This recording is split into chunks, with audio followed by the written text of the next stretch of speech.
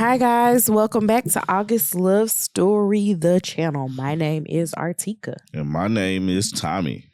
And today we are reviewing Married at First Sight, Season 18, Episode 9. That episode is titled, You Into Some Crazy Stuff. If you guys haven't already, please subscribe to our channel and turn on the notification bell. All right. Couple I wrote the least about. Sorry. Karla and Juan, right? Close. Yeah. Madison and Allan. So let's Madison and Allan, Karla and Juan. I got you. All right. So Madison came back from flag football and was like, bro, what's good? He was like, I feel fine today. Yeah, he's like, nope. He wasn't up. He was in the bed. Yeah. But he got up from the couch though. Yeah. She basically let him know she was pissed off that he didn't come to flag football. They had fun. And then they talked about the night before. Apparently, the night before was his birthday. Because the last episode, we had his birthday party. They went out drinking. His friends, her friends, him and her. They all rode together. Apparently, Madison disappeared to the bathroom. Allan thought she left. Because somebody else thought she left. And then he left. My question is, why didn't you call her? Ain't nobody got a text message thread. Right. Say, hey, where'd you go?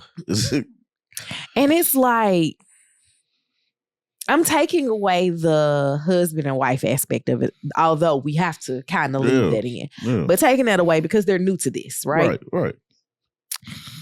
If a man goes somewhere with me and we have each other's contact information, which we should because we rode in the car together. If I disappear, you need to be looking for me. Right. Not just, I'm out of here. I was like, I didn't get that part, man. I was like, how do you not text her? And then another thing too is, why don't she tell him she going to the bathroom? Or anybody. Right.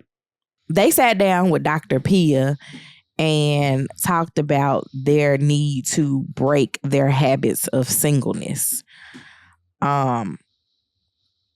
Essentially, it's just like, I can't call that a habit of singleness. It's just really like, hey, what's good? Like, we came together, we got each other's information. Why aren't we using it? Yeah. That's pretty much all I have them. Oh, they were given an intimacy activity, which was Twister.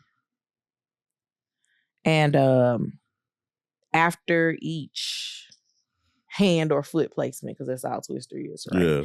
After each hand or foot placement, they were prompted to either say something, do something, or I guess that was it. Say something, do something.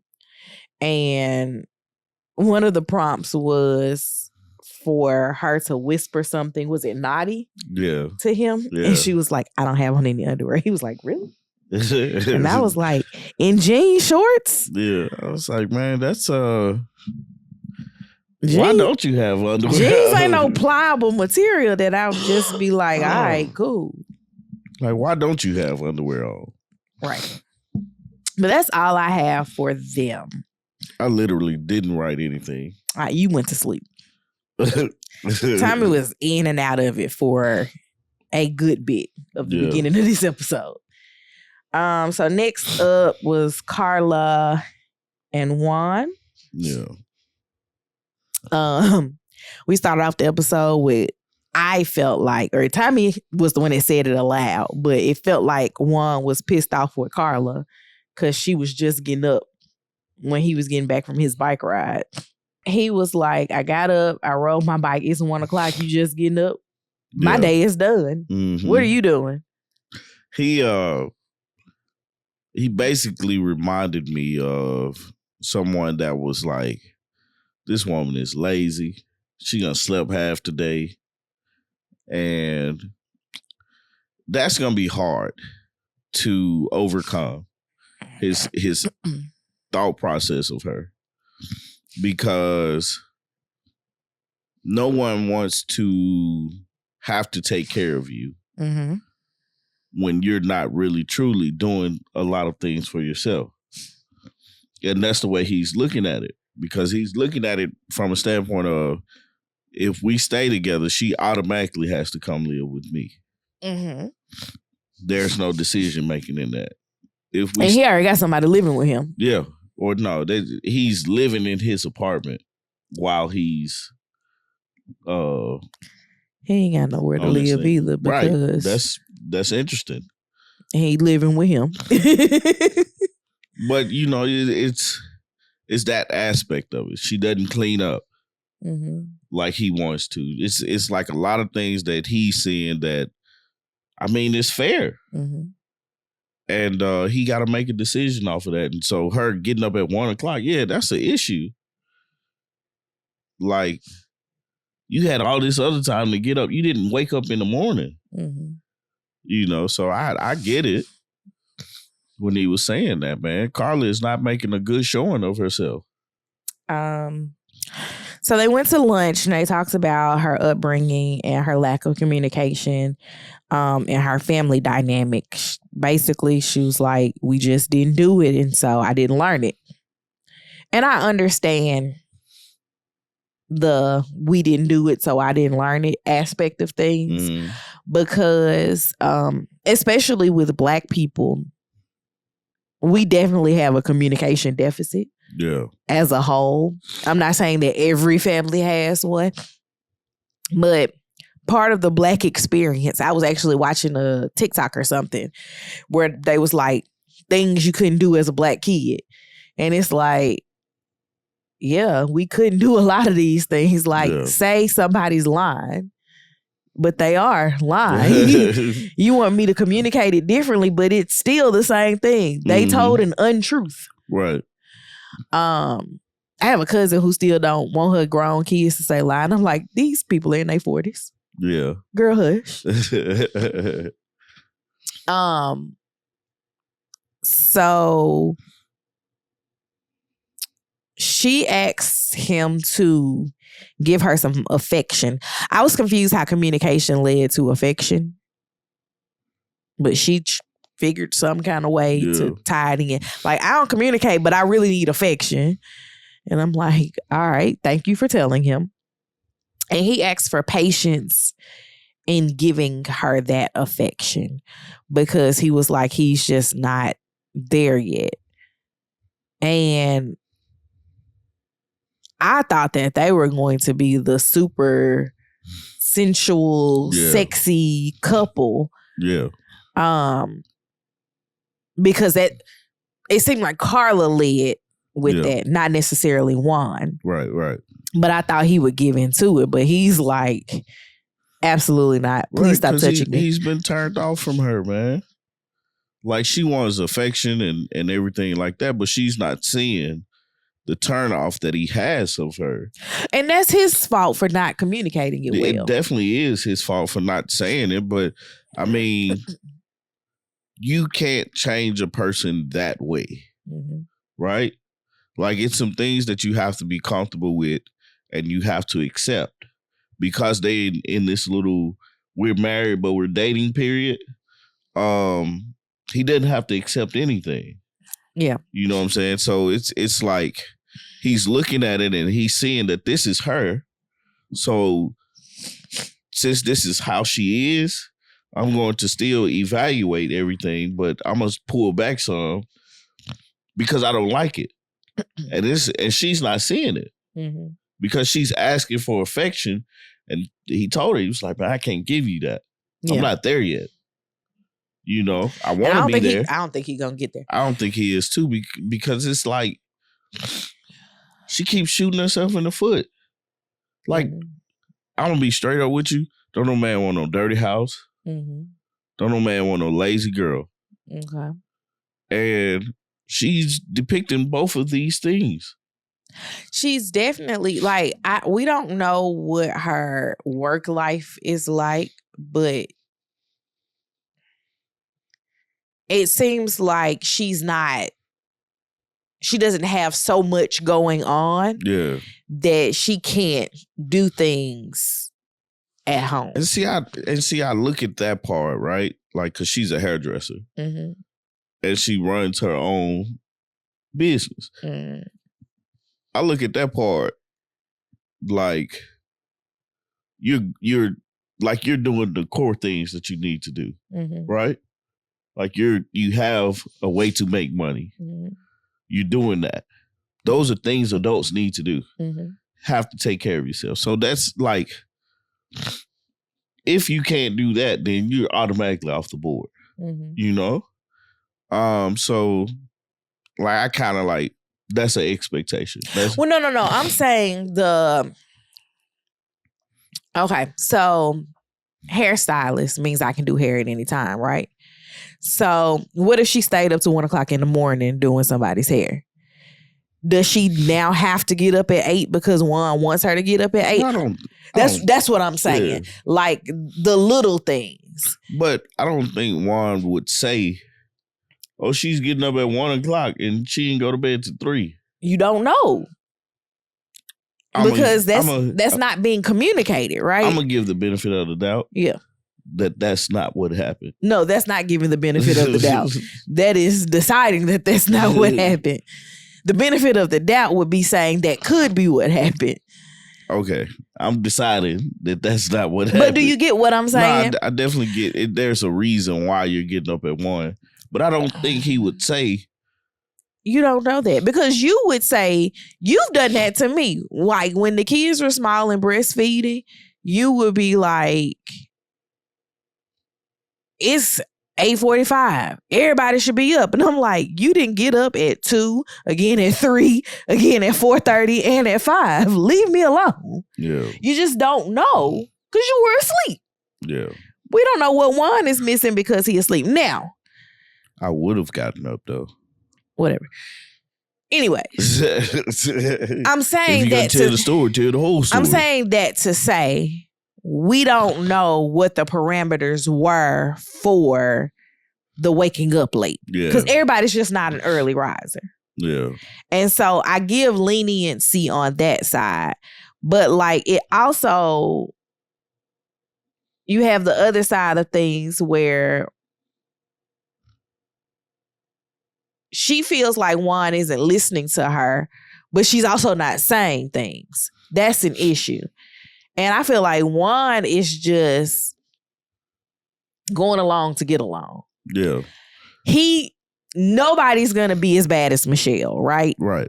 So it's really easy to look like you're trying. Because even when they sat down and did the intimacy thing after their meeting with Dr. Pia, because Dr. Pia was like, you don't even know Carla's parents. How does that make you feel? And he was like, I mean, whatever. And I'm like, that's not a whatever. I missed this part. I know. It's like, that's not a whatever that you haven't met your wife's parents. Yeah. And they live here. I thought they didn't. Because they didn't make it to the wedding. Because she said she wasn't going to introduce a man to her daddy until she knew that it was a for sure thing. Oh. So it's you see what I mean? Like, it's one of those things where it's like, you have to feel some kind of way about that. Yeah. No, I mean, that part I wouldn't feel the way about. Because you have your reasons. And he probably doesn't feel the way because he probably doesn't like it. He probably thinks you're pretty. Because she's pretty. Mm-hmm. But she's too airy for me. Me too.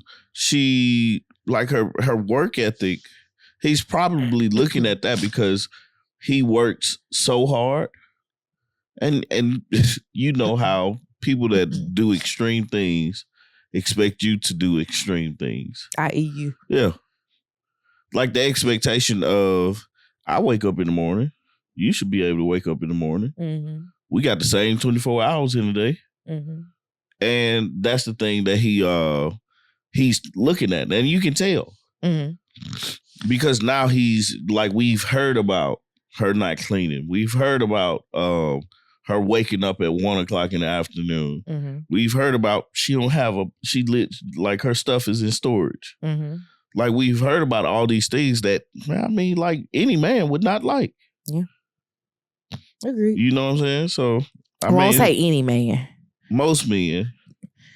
Because if he was a rapper, he wouldn't be getting up at 6:00 in the morning either. I mean, like it's still certain things that I would expect, right? Mm-hmm. From my perspective of man, mm-hmm. It's certain things that I would expect, like cleaning up is a basic necessity. Mm-hmm. You know, and you know, but she like you said, she does seem a little airy. And it's very floating in the wind. Yeah.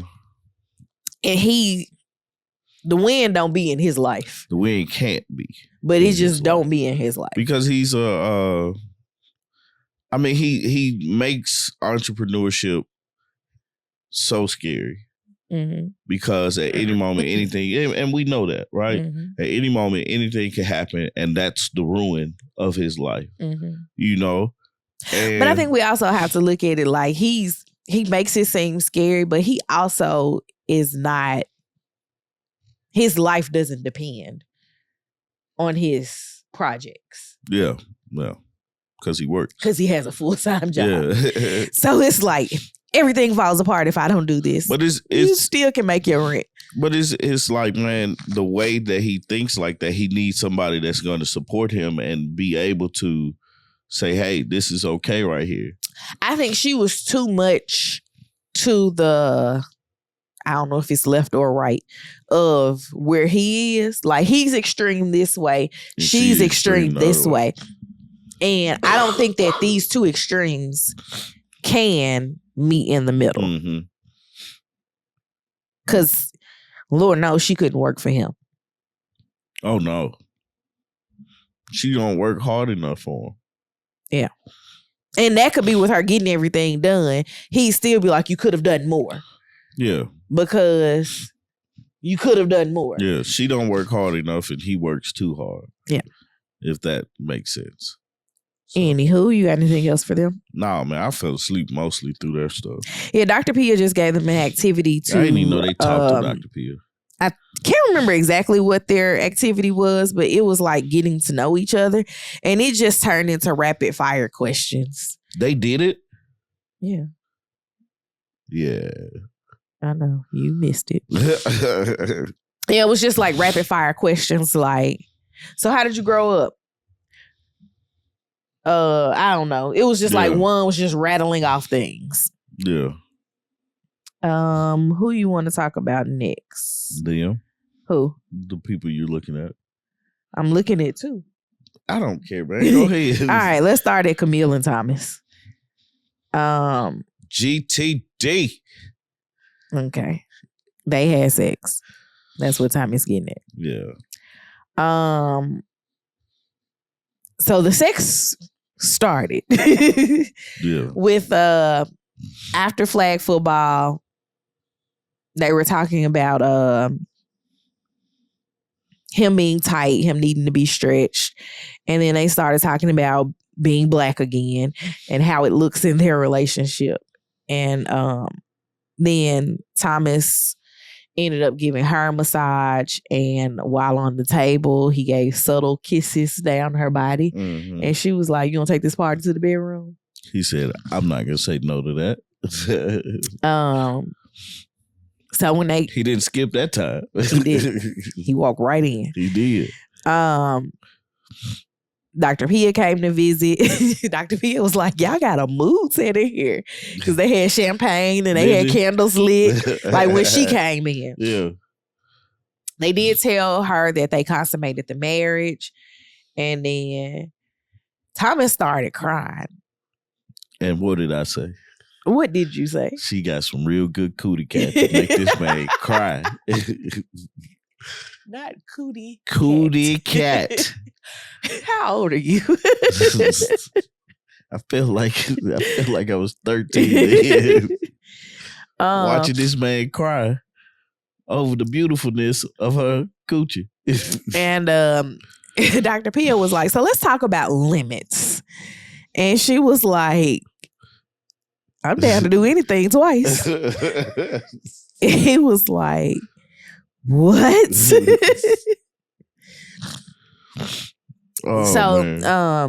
Seems like they're working well now that they've gotten over the how black are you?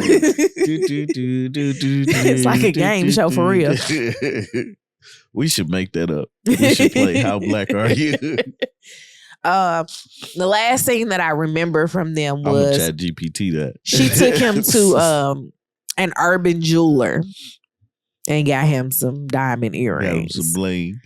And then she was like, she very much so seemed like a sugar mama. Anything for you, boo.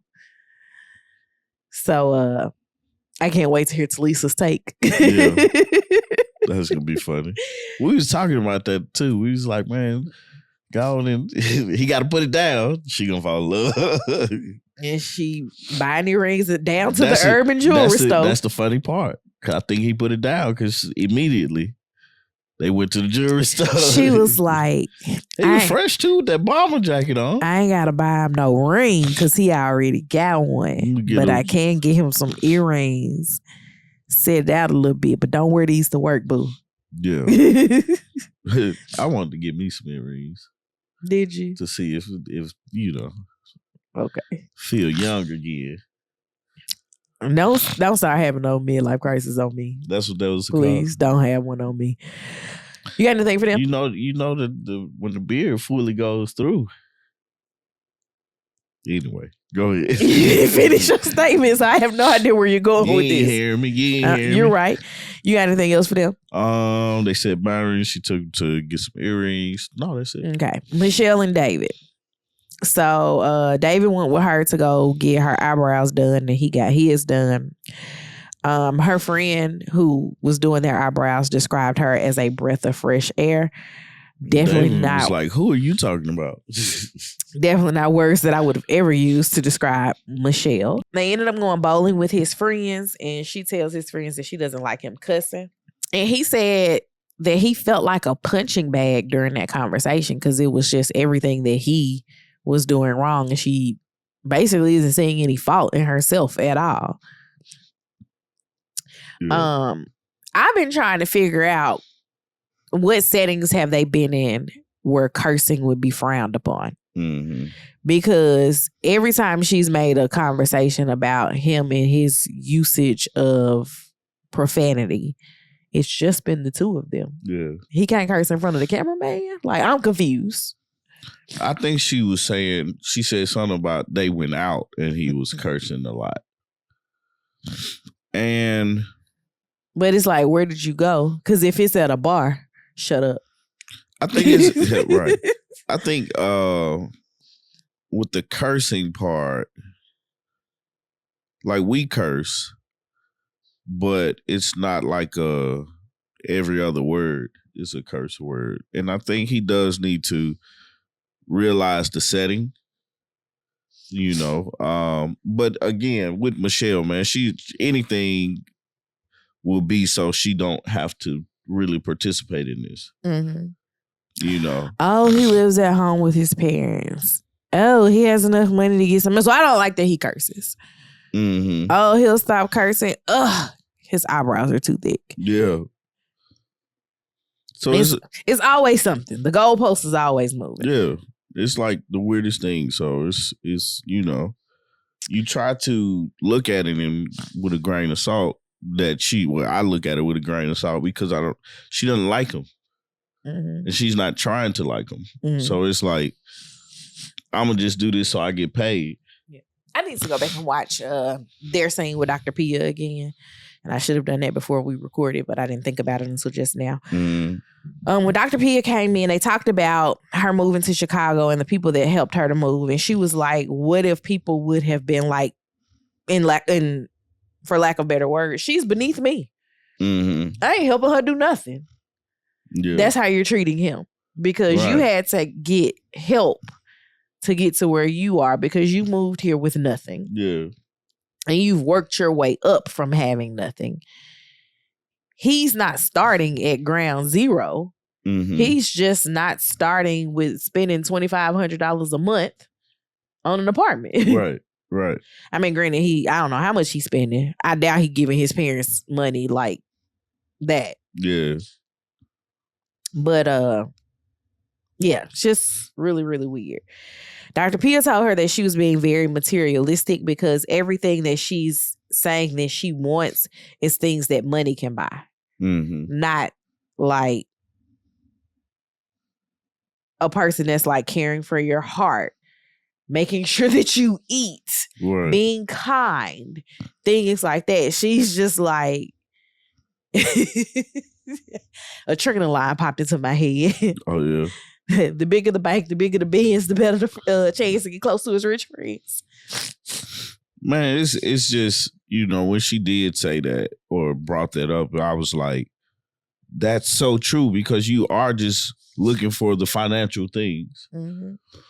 And I get it because you're like, I worked so hard to get here and everything like that. But what Dr. Pia said was, well, you could look at it from a different view. This could be an opportunity to introduce somebody to something new. Mm-hmm. And she's been doing it because he eats sushi before her. Yeah.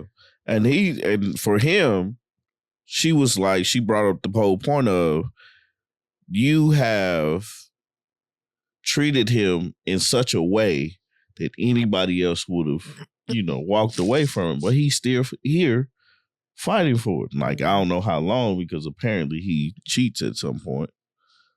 At least that's what we think. We've decided. Yeah, we've decided that he cheats. But it's like, just trying to figure out, how do you move? You don't. And she's torturing herself by saying she's still in this.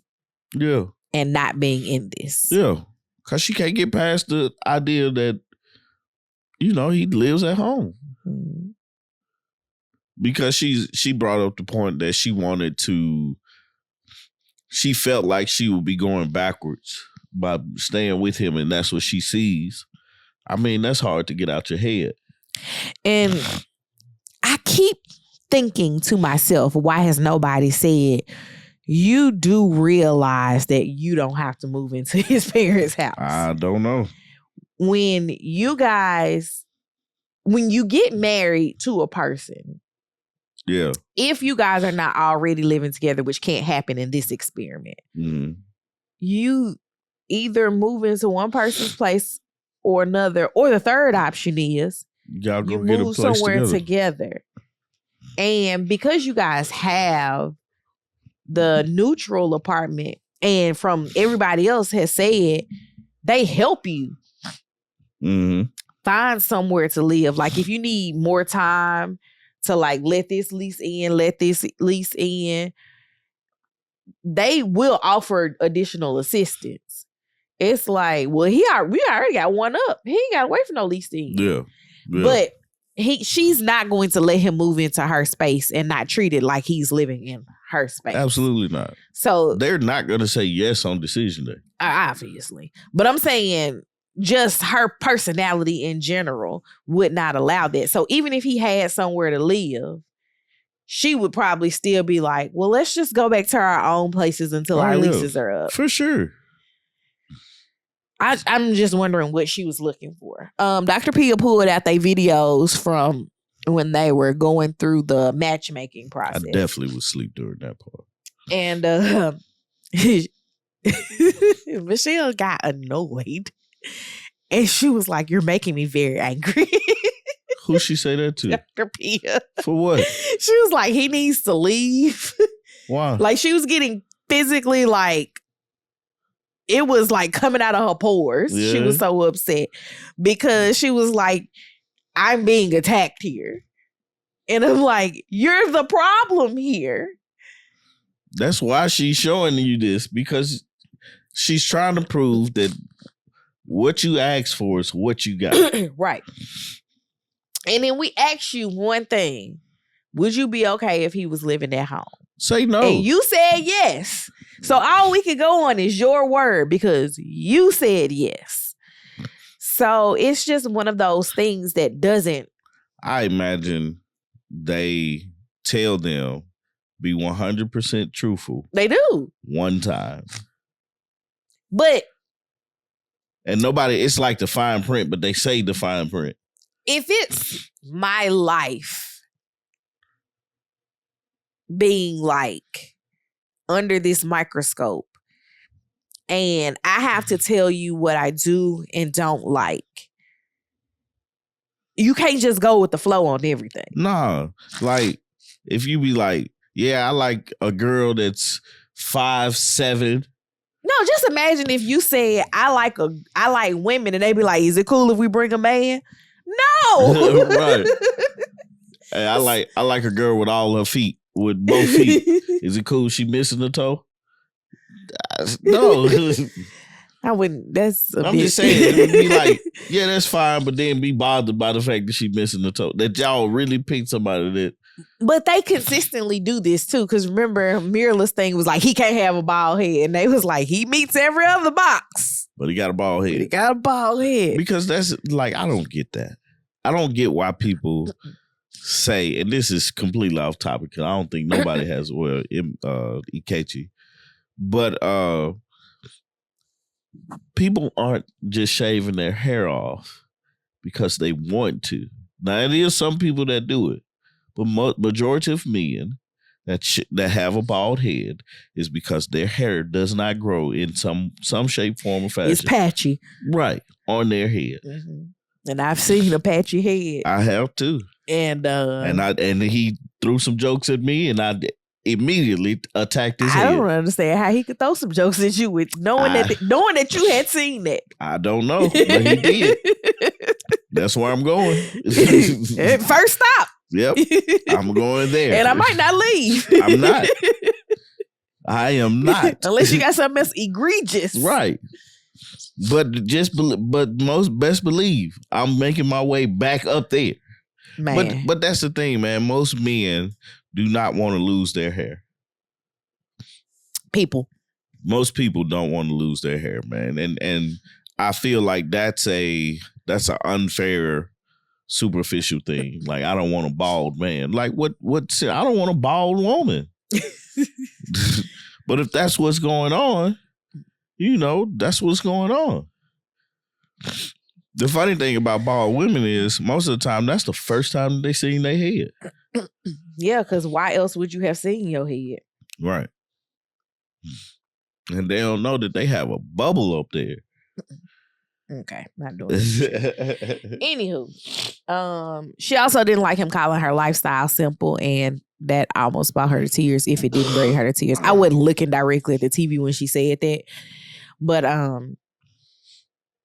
yeah, she's just, he was like, I mean, I didn't think it was anything rude. He apologized for that. Yeah, but it's like, you don't live some extravagant life that you think you live. Like, I know that Chicago is very different from Atlanta. And I'm going to assume that she lives in Chicagoland and not just Cook County. Yeah. Or surrounding areas to be paying $2,300 a month for rent. But that apartment didn't look like it was $2,300 worth of rent. She definitely didn't have a lot of space. So for me, it's just one of those things. You're going to continue living here.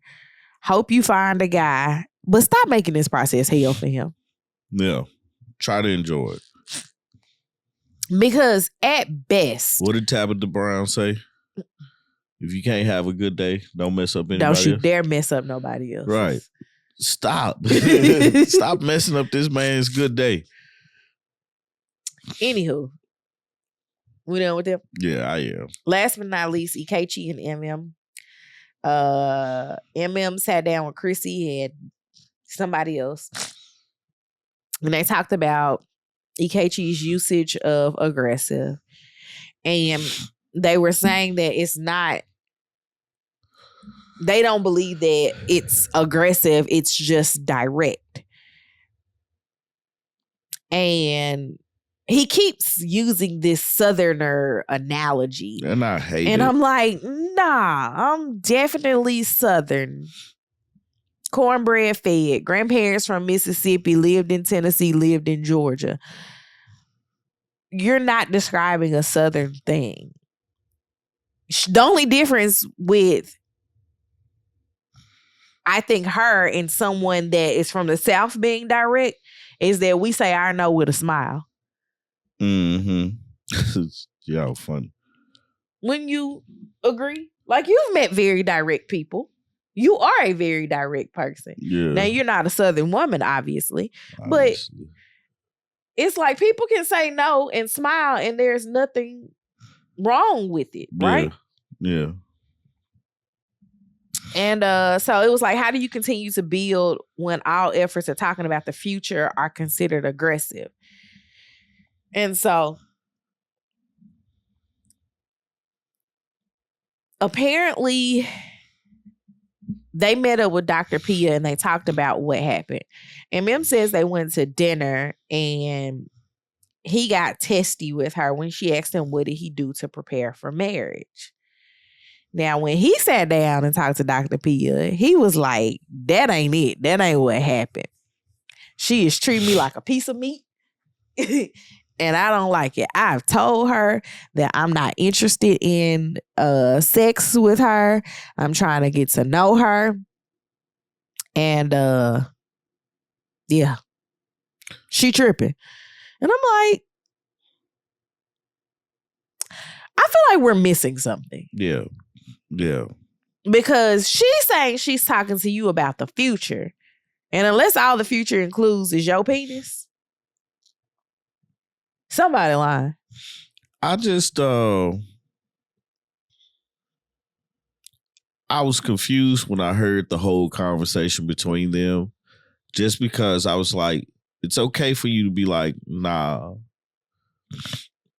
And it's just it's what's confusing to me is what are you doing to not say that? Like if sex is off the table, what conversation was had to pull sex off the table? And if she's constantly doing that, why like aggressive, like that's aggressive behavior, but it's like we're not on the same page with what's considered aggressive. And I felt like it's because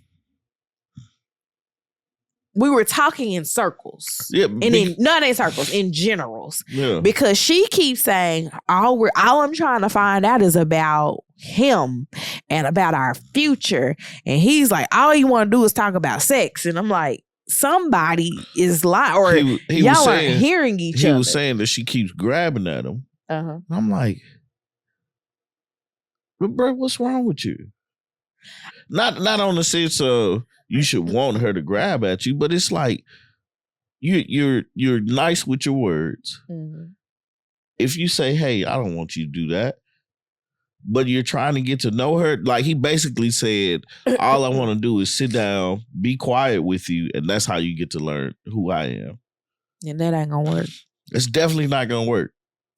But like, she was like, I thought that these behaviors, at least as far as being close to your nether regions, was fine, because on the honeymoon, you put my hand there. Right. Like you did it. And now all of a sudden, I'm taking you up on that offer without you initiating. Well, she was going to take him up on the offer on the honeymoon. No. I'm not saying, well, he didn't offer sex on the honeymoon. Yeah, but she was offered it. Yeah. She was definitely offered. Well, if you want it, you can have it. Right.